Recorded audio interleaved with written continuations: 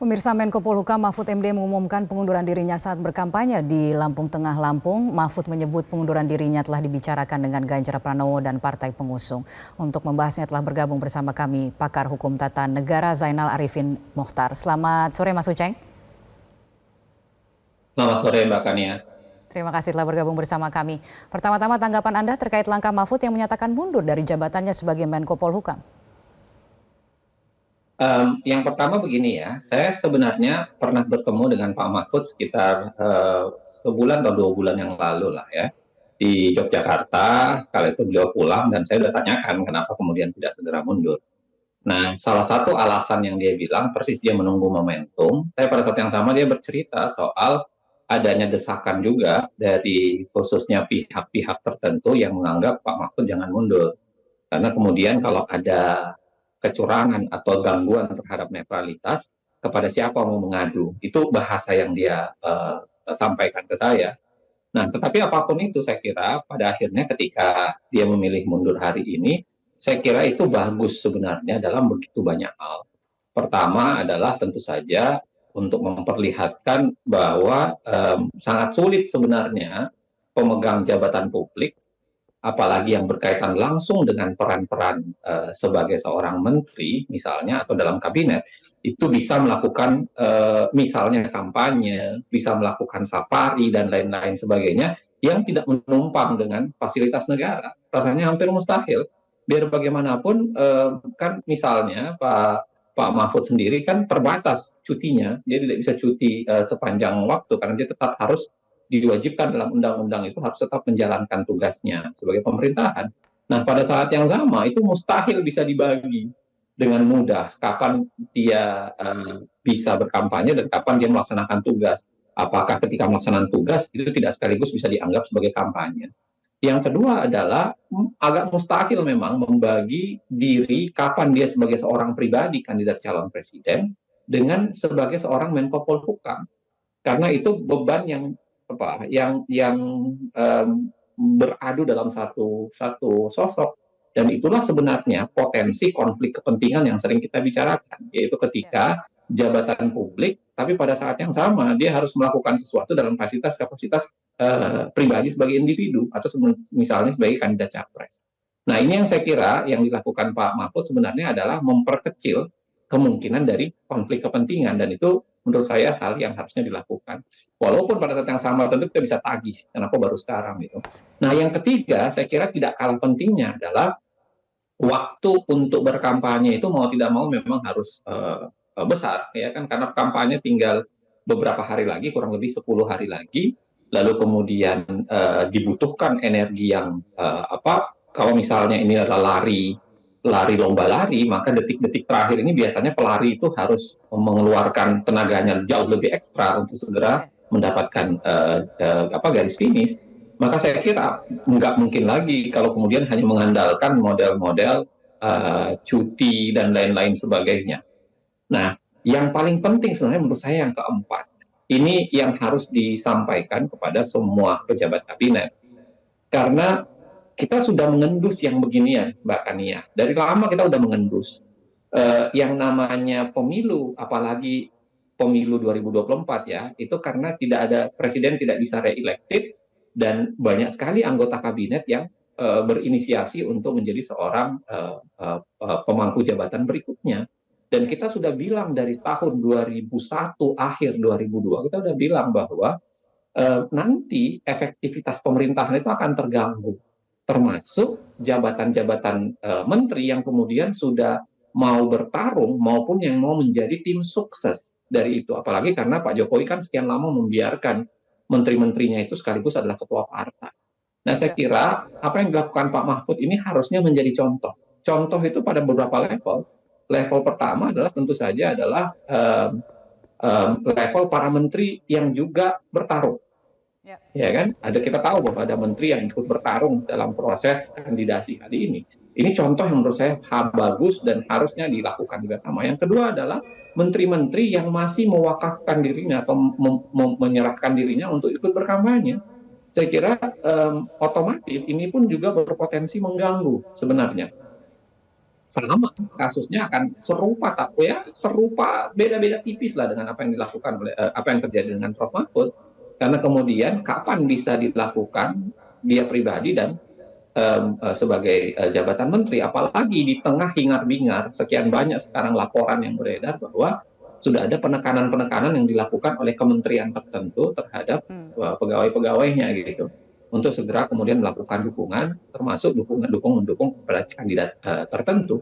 Nah, saya kira ini harus dihindari, dan yang paling penting saya kira ini menjadi cermin buat Presiden Jokowi bahwa jabatan yang diemban plus pada saat yang sama masih berkeinginan berkampanye plus pada saat yang sama keinginan memihak, itu potensi konflik kepentingannya, lalu kemudian hal-hal yang terkait dengan tindakan tidak etis, lalu kemudian tidak bisa membedakan kapan jabatan publik dan kepentingan pribadi itu akan terjadi.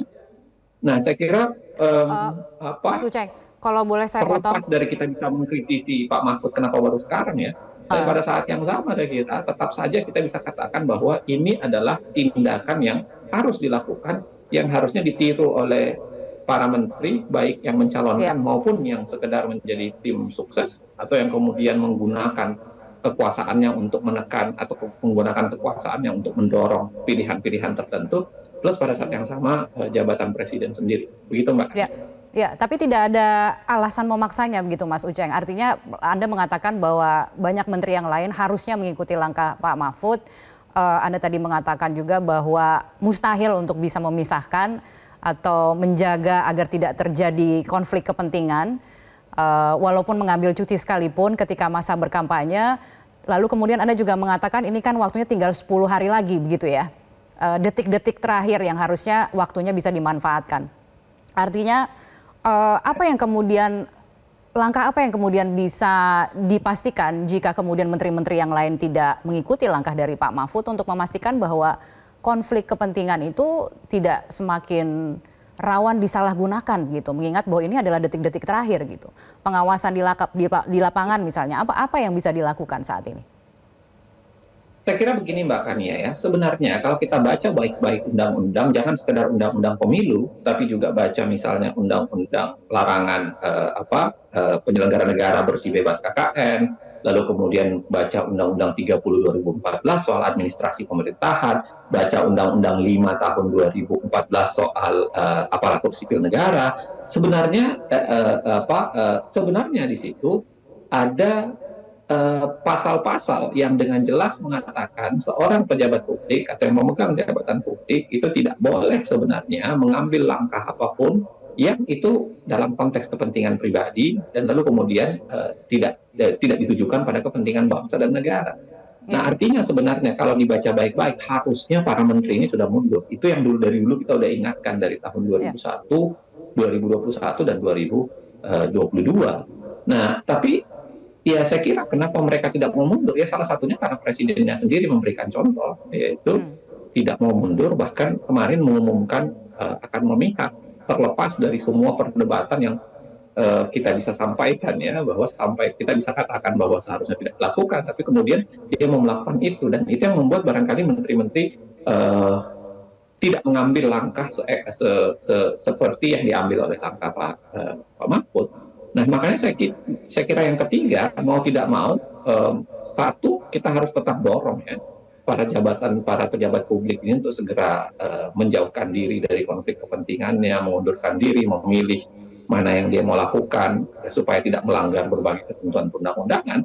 Tapi pada saat yang sama yang kedua, ini saatnya masyarakat sipil ditagih kemauan dan keinginannya untuk menegakkan demokrasi. Dalam artian kita semua harus bergerak untuk mengawal proses pemilu ini, baik mengawasi proses kecurangan yang terjadi dari dan ini sekarang masa pemilu ya, dalam artian kecurangan yang berpotensi terjadi karena adanya tekanan dari atasan, karena adanya aparatur sipil negara yang dipaksa untuk tidak netral, adanya menteri misalnya yang menekan untuk mendorong ketidaknetralan atau aparatur yang tidak netral. Semua harus kemudian kita kerjakan, harus kita awasi, kalau bisa kita rekam, lalu kemudian sampaikan di platform-platform yang begitu banyak sudah mulai dibangun oleh masyarakat sipil sekarang. Ada Jaga Pemilu, ada kemudian peta kecurangan pemilu, ada banyak sekarang platform-platform yang sebenarnya sudah bisa dipakai.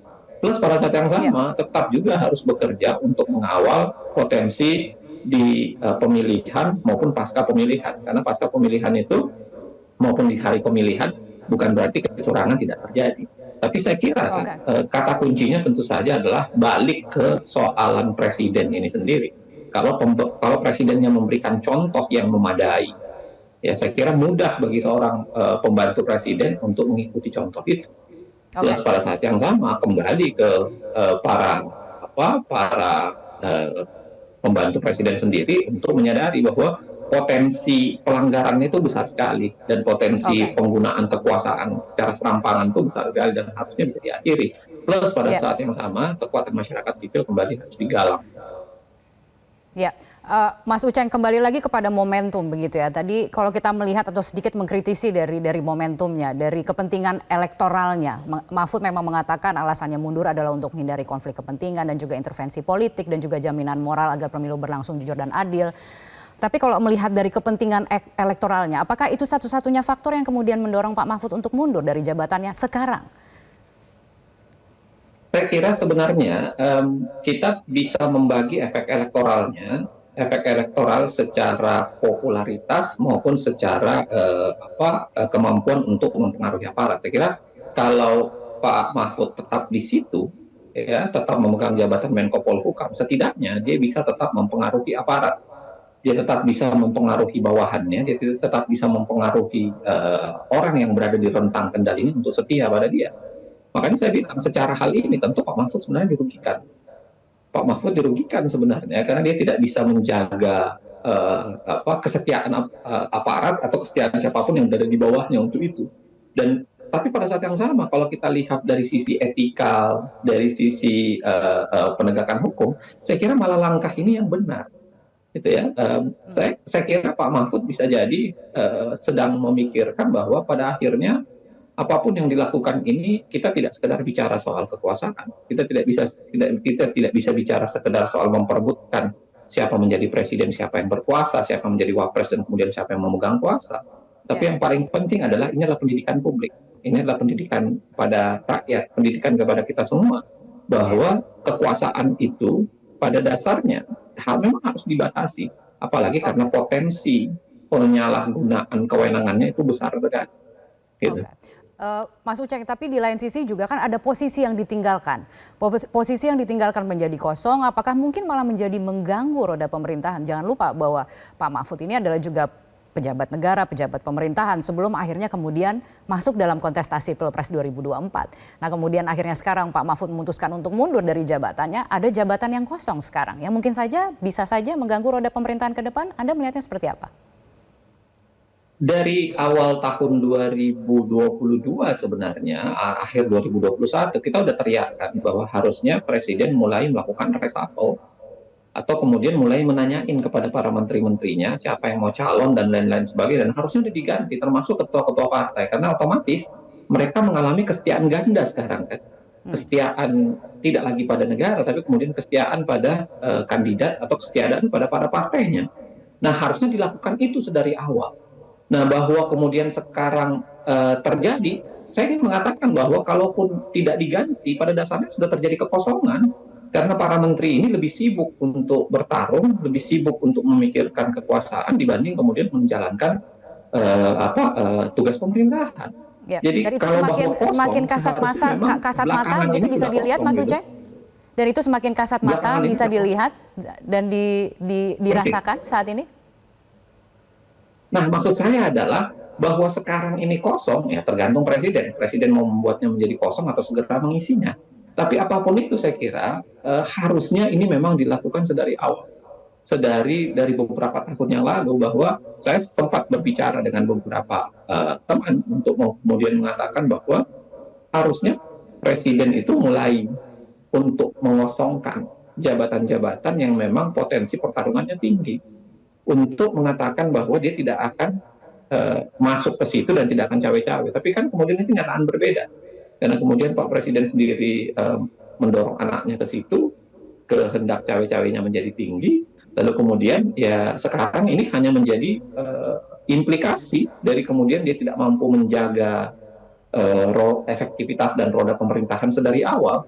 Jadi saya mengatakan sebenarnya akhir-akhir setahun belakangan pemerintahan memang sudah berjalan sedikit kosong dalam tanda kutip. Nah, apa yang dilakukan oleh Pak Mahfud mudah-mudahan ada keinginan untuk segera mengisi kekosongan itu, mengisi ruang-ruang kosong yang sebenarnya selama ini memang sudah ditinggalkan oleh menteri. Tinggal kita lihat berapa menteri yang mau melakukan itu, apalagi khususnya menteri-menteri yang terlibat pada proses kontestasi, plus pada saat yang sama seberapa cepat presiden mau mengisi kekosongan itu supaya kemudian roda pemerintahan kembali berjalan efektif. Yang saya khawatirkan kalau kemudian presiden mengisi lagi jabatan itu dengan orang atau sosok yang kemudian ikut lagi pada kontestasi itu, baik sebagai kandidat atau malah menjadi tim pendukung baik secara tertulis maupun tidak tertulis. Jadi calon yang dibawa jangan-jangan adalah calon yang memihak lagi.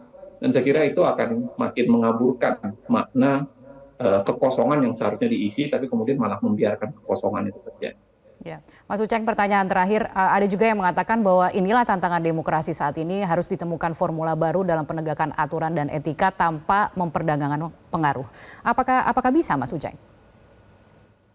Saya kira dari awal kita sudah sampaikan itu, bahwa di level-level jabatan tertentu, standar etik, bukan sekedar standar etik, tapi standar penggunaan kekuasaannya harusnya dibatasi. Nah, saya kira kalau kita lihat di Undang-Undang Pemilu, memang ada, tapi sangat minimalis. Terlalu minimalis. Nah, artinya apa? Harusnya kita membangun konsep yang lebih kuat. Saya dari dulu mengatakan bahwa harusnya ada undang-undang lembaga kepresidenan. Di undang-undang lembaga kepresidenan itu termasuk diatur soal apa yang do and don't-nya presiden, termasuk ketika dia incumbency menjadi petahana maupun kemudian dia sudah tidak terpilih lagi. Itu yang sering dibahasakan secara teori menjadi lemdak, posisi presiden yang dipincangkan atau bebek pincang dalam konsep ketatanegaraan di beberapa negara. Nah, saya kira harusnya kita bisa pikirkan itu. Kalau presiden bisa kita batasi secara baik, maka kemudian pada saat yang sama di tingkat kepresiden, maka yang sama di tingkat menteri-menterinya juga dilakukan yang sama. Termasuk di tingkat jabatan-jabatan yang sebenarnya memegang potensi untuk itu, misalnya seperti kepala daerah. Nah, sayangnya memang kita terlalu minimalis mengatur ini. Karena keinginan partai politik barangkali yang jangan-jangan memang menyenangi keadaan itu, kan? Karena dia bisa menggunakan kekuasaannya atau menyalahgunakan kekuasaannya untuk pemilu berikutnya. Padahal harusnya kita sadar, demokrasi dibangun salah satunya adalah untuk menghindari kekuasaan yang sewenang-wenang, menghindari penyalahgunaan kekuasaan dan menghindari penggunaan kekuasaan yang tidak yang sewenang-wenang. Ya, jadi catatan kita bersama.